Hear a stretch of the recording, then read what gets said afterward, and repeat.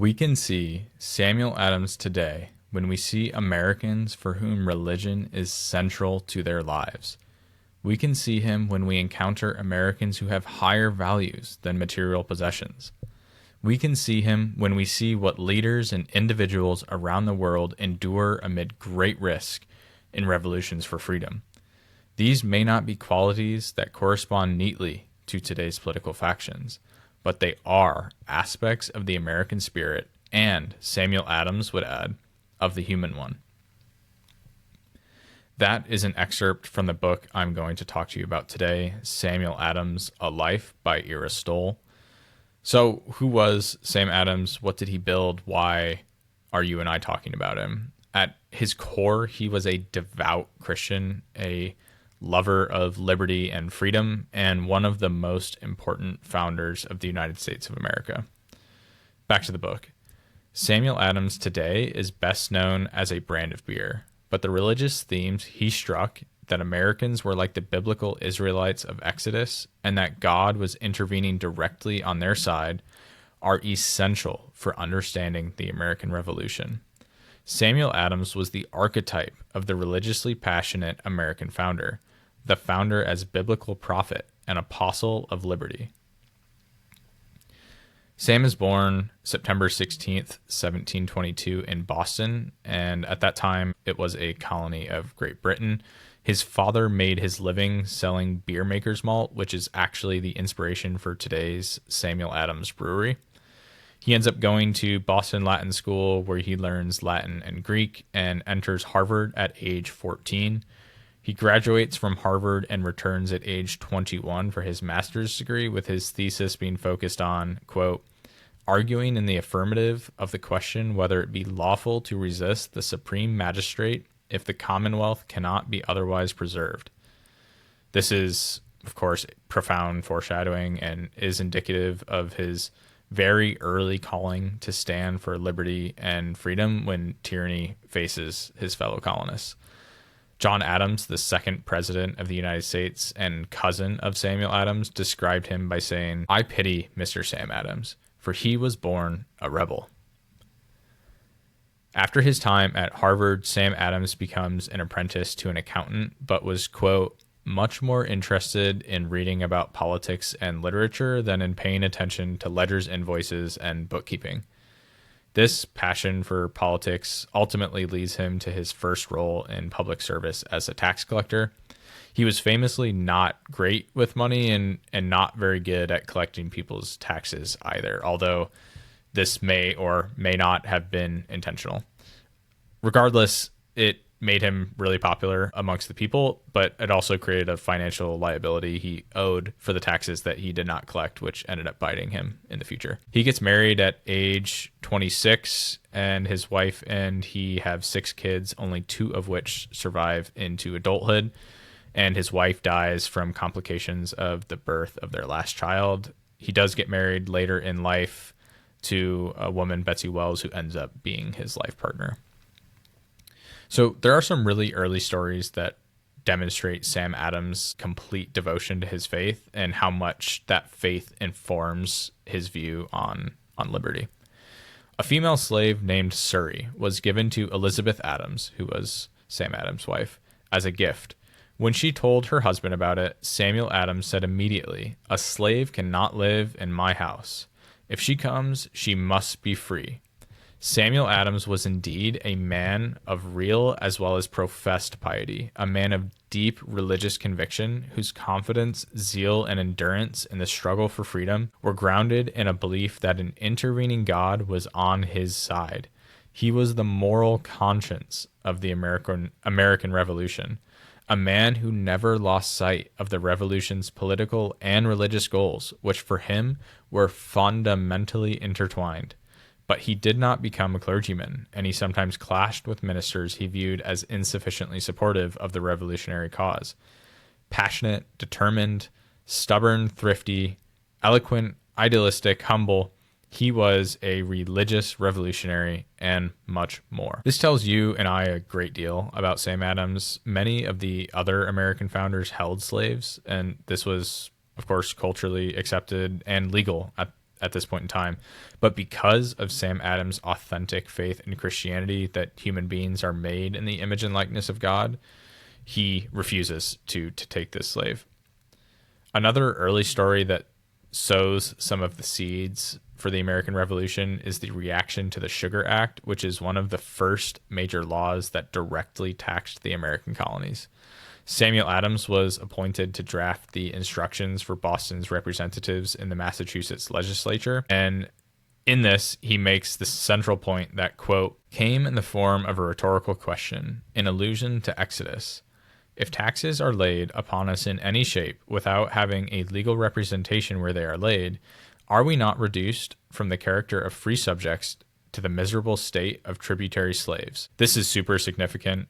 We have to understand the historical precedent here. Speaking against the King of England could be viewed as treason, which carried a penalty of death. And while not yet in direct opposition to the crown, this was a very real risk that Sam Adams consistently refuses to let persuade him away from his values, away from his devotion to liberty all throughout his life. So Sam Adams, through the Sugar Act, sets the precedent for the Stamp Act of 1765, where he is asked to write another instruction for the Massachusetts legislature saying, the inhabitants of this province are entitled to all the rights and privileges of natural freeborn subjects of Great Britain. The most essential rights of British subjects are those of being represented in the same body which exercises the power of levying taxes upon them, and of having their property tried by juries. These are the very pillars of the British Constitution founded in the common rights of mankind. We therefore think it is our indispensable duty and justice to ourselves and posterity to declare our greatest dissatisfaction with this law, and we think it incumbent upon you to use your best endeavors in the General Assembly to have the inherent, unalienable rights of the people of this province asserted and vindicated and left upon the public records. Samuel Adams here is making the fundamental argument for no taxation without representation, and what this makes me think about is how easy would it have been for him to accept this, to take these taxes and to not want to cause trouble. And it makes me think also, how often do we sense this tyranny in our own lives and think that someone else will stand up, someone else will do what's right? Sam Adams demonstrates if you don't do it yourself, if you don't stand for liberty, no one will. The Stamp Act is ultimately repealed in 1766, and this elevates Sam Adams in the colonies, and he is reelected in the Massachusetts House of Representatives with more votes than anyone else. What I think is so cool about Sam Adams is that he helps to spark the revolution, not with a sword and not with violence, but with his mind, through articulating ideas through writing. Others served in the revolution as spies or soldiers or diplomats, but one of Adams' key roles was as a writer. He wrote in a study next to his bedroom. His wife could hear the quilt pen scratching against paper, nonstop, long into the night. A contemporary of Adams had business that required him to pass by the Adams house regularly after midnight. The lamp in Sam Adams' study, which could be seen from the street, was nearly always lit. No matter how late it was, he knew that Sam Adams was hard at work writing against the Tories, which were loyalists to Great Britain. After appealing to the king to have the governor of Massachusetts, Thomas Hutchinson, removed, the governor was reported to have said, "Damn that Adams. Every tip of his pen stung like a horned snake." After the famous Boston Massacre, which Sam Adams is credited with naming, in which British soldiers shot into a crowd of Americans and killed 5 people, Sam Adams leads the communication to the American colonists, writing over 26,000 words in the Boston Gazette in defense of the colonists and in accusation of the soldiers. From the book here, the massacre victims included members of groups that were widely looked down upon by mainstream Boston society at the time. Patrick Carr was a Roman Catholic. Crispus Attucks was either black or Indian or a combination. They were both buried with the other victims at the granary ground a short walk from the massacre site. Their race and religion made their killing no less abhorrent to Samuel Adams. Black, red, or white, a martyr was a martyr. This is extremely important. Many people viewed the Catholic Church as an existential threat to society, not just another form of Christianity that they happened to disagree with. And so while Sam Adams was not perfect and he had his own prejudices, especially towards Catholics, this demonstrates a commitment to American unity and a fundamental value of human life. So Sam Adams goes on to publish The Rights of the Colonists in 1772, which provides the framework and is ultimately a precursor to the Declaration of Independence.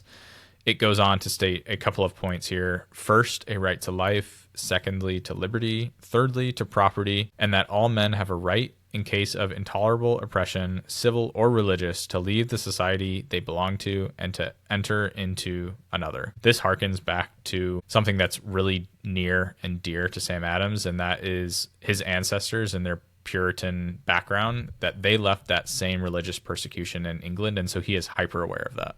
In opposition to the Tea Act of 1773, we can see a clear pattern of escalating resistance to the crown, with Sam Adams leading the opposition. He writes, "It is the duty of every American to oppose what the resolution called a violent attack upon the liberties of America. Further, anyone who in any way aids or abets the unloading, receiving, or vending of the tea is a, quote, enemy to America." Sam Adams observed that he kept a firearm in order and at his bedside as, quote, every good citizen ought and should not hesitate to use it. This, of course, leads to the famous events of the Boston Tea Party, and after the governor refuses their demands to return the tea to England, Sam Adams stood up and announced, "This meeting can do nothing more to save the country."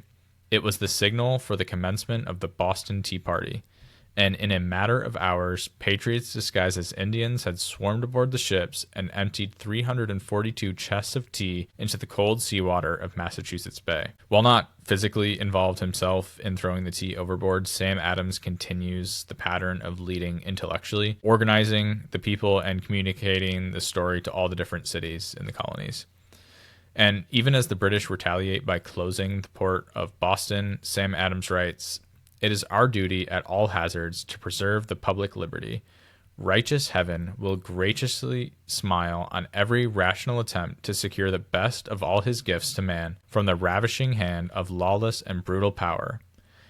Going on to predict that the British would sink into obscurity, while Providence will erect a mighty empire in America. We shall be respected in England exactly in proportion to the firmness and strength of our opposition. So in response to the British's actions, Sam Adams proposes that the colonists go a year without importing goods, and this gives us a little glimpse into Sam Adams and his personal life.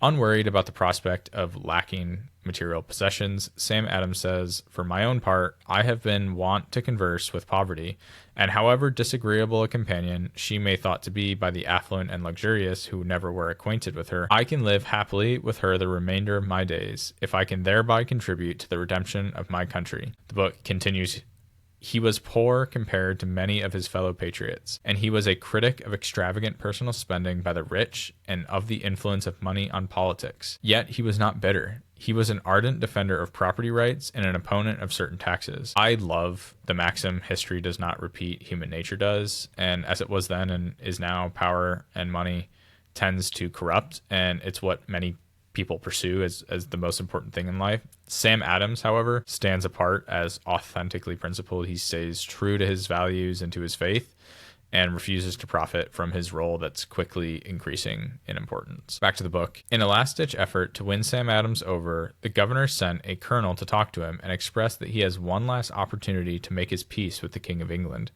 Sam Adams replied, "Sir, I trust I have long since made my peace with the King of Kings. No personal consideration shall induce me to abandon the righteous cause of my country."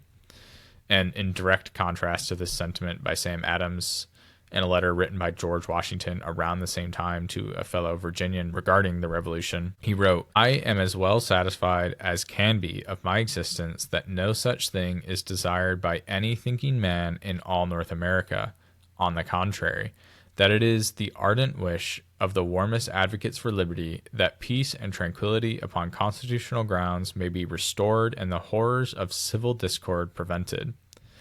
So even among the most important of the founders, the general of the revolution itself, and the first president of the United States, Sam Adams stands apart and solidifies his place in history as one of the most committed to the cause of American freedom. Now, things begin to change from a battle waged through opposition to taxation, through writing and ideas, and through the pen, and ultimately evolves into what will become a full-scale war as the order to arrest Sam Adams and John Hancock is given. As they are on their way to the Continental Congress, it is this order that, quote, spurs the famous midnight ride of Paul Revere, whose primary mission was not to alarm the countryside, but to warn Samuel Adams and John Hancock that the British were coming and seeking their arrest. At this point, capture and trial would almost certainly result in death, so Adams and Hancock scrambled into the woods to hide. They fled further northwest on the way, hearing the exchange of gunfire in the distance. Adams and Hancock must have realized that their struggle was entering a new phase. It was those shots heard around the world at Lexington and Concord. British troops retreated to Boston under fire from colonists hiding alongside the road, which ultimately left 50 colonists killed, 39 wounded, with the British having 65 killed and 180 wounded. The Revolutionary War had begun, and amidst now his friends and countrymen being killed and at risk of being killed, Sam Adams rests in what is most important to him and closest to his heart. Back to the book. Faith was not only a matter for a congressional proclamation, but a personal source of strength for Samuel Adams. Writing to his wife, he said, after hearing news of the Battle of Bunker Hill in 1775, I pray God to cover the heads of our countrymen in every day of battle and ever to protect you from injury. In these distracted times, it is our duty to submit to the dispensations of heaven, whose ways are ever gracious, ever just. Highlighting the danger Samuel Adams was now in and his importance to the revolution, the governor, quote, made one last attempt to win the people over, saying he would extend his majesty's most gracious pardon to all persons who shall forthwith lay down their arms and return to the duties of peaceful subjects, accepting only from the benefit of such pardon Samuel Adams and John Hancock, whose offenses are too flagitious a nature to admit of any other consideration. So Sam Adams is clearly so important. He's having such an impact on the American colonies in driving them towards revolution that the British are unwilling to extend the pardon to him. And this reminds me of a lesson I've learned from one of my favorite podcasters, David Senra. In a recent conversation he had with the founder of Spotify, David asks the founder of Spotify a question about something that he had said in the past, that life is not about happiness, that it is about impact. The founder of Spotify goes on to say that we should optimize for impact over happiness, and that happiness is just a trailing indicator of impact. This is Sam Adams. What the founder of Spotify means is that life is not about being comfortable or choosing something easy. Life is about choosing to take on the challenge that calls to you, the destiny that God is calling you to. How easy would it have been for Sam Adams to sit back? He was 52 years old. No, Sam Adams knew life was not simply about happiness. It was about the impact he was called to have. And in his case, it was helping to overthrow one of the strongest empires in the world at that time. Despite this danger, though, Sam Adams was utterly confident in the righteousness of his cause and put his trust completely in God, saying, I am so fully satisfied in the justice of our cause that I can confidently as well as devoutly pray that the righteous disposer of all things would succeed our enterprises. If he suffers us to be defeated in any or all of them, I shall believe it to be for the most wise and gracious purposes, and shall hardly acquiesce in the divine disposal, whether I shall live to rejoice with the friends of liberty and virtue, my fellow laborers in the common cause. It is a matter of no consequence. I will endeavor, by God's assistance, to act my little part well, to approve myself to him, and trust everything that which concerns me to his all-gracious providence. The American colonies are now at full-scale war with Great Britain, and Sam Adams begins to push for a formal declaration of independence, saying, Is not America already independent? Why then not declare it? Can nations at war be said to be dependent either upon the other? I ask again, why not declare for independence? Because some say it will forever shut the door of reconciliation. Upon what terms will Britain be reconciled with America? Upon our abjectly submitting to tyranny. So then in 1776, the founders of the United States of America finally declare their independence from Great Britain. Quote, "Certainly Samuel Adams must have been pleased by the stirring language that so characterizes the Declaration of Independence. It closely followed the arguments and phrases that he had been using in Massachusetts and Boston documents and in his newspaper columns for more than a decade. The Declaration included 4 separate references to God, from the first sentence invocation to laws of nature and of nature's God, to the famous second sentence, we hold these truths to be self-evident that all men are created equal, that they are endowed by their Creator with certain unalienable rights, and that among these are life, liberty, and the pursuit of happiness," and on through, an appeal to the supreme judge of the world. On the Declaration of Independence, beneath the words for the support of this declaration with a firm reliance on the protection of divine providence, we mutually pledge to each other our lives, our fortunes, and our sacred honor. This really cannot be understated. What they have just created, what the founders have just created, is one of the most important documents the world has ever known. A document that ultimately produces a republic that provides and creates the highest quality of life and respect for its citizens, more so than any other nation in the world. And the foundation of all of this, especially for the founders and especially for Sam Adams, was a genuine faith in Jesus Christ. Sam Adams, in his own words, said, "I firmly believe that the benevolent Creator designed the Republican form of government for man. Will you venture so far as to say that all other institutions that we know of are unnatural and tend more or less to distress human societies?" So after serving 6 years in Congress, of which required him to be away from his family the vast majority of the time, Sam Adams returns to Massachusetts. Upon returning, he begins to work on the state constitution. The Constitution of Massachusetts is one of the great and enduring documents of the American Revolution, and it has been used as precedent all the way up to the present when deciding legal cases. So, the fighting the Revolutionary War ends in 1781, with its official ending in 1783 with the Treaty of Paris. Sam Adams remains very involved in politics and is elected lieutenant governor of Massachusetts in 1789 and becomes the governor of Massachusetts in 1793 after the death of John Hancock. A letter from Thomas Jefferson, then Vice President of the United States, to Samuel Adams said, "Your principles have been tested in the crucible of time and have come out pure. You have proved that it was monarchy, and not merely British monarchy, you opposed. A government by representatives elected by the people at short periods was our object, and our maxim at that day was, where annual election ends, tyranny begins." Now President Thomas Jefferson went on to say about Sam Adams, "I often ask myself, is this exactly the spirit of the patriarch of liberty, Samuel Adams? Is it as he would express it? Will he approve of it?" This highlights and exemplifies Samuel Adams as one of the most respected people in the country at the time.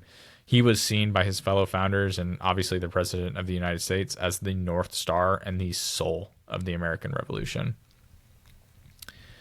Samuel Adams died Sunday, October 2nd, 1803, and the United States House of Representatives honored, quote, "the man who made an early and decided stand against British encroachment, while souls more timid were trembling and resolute."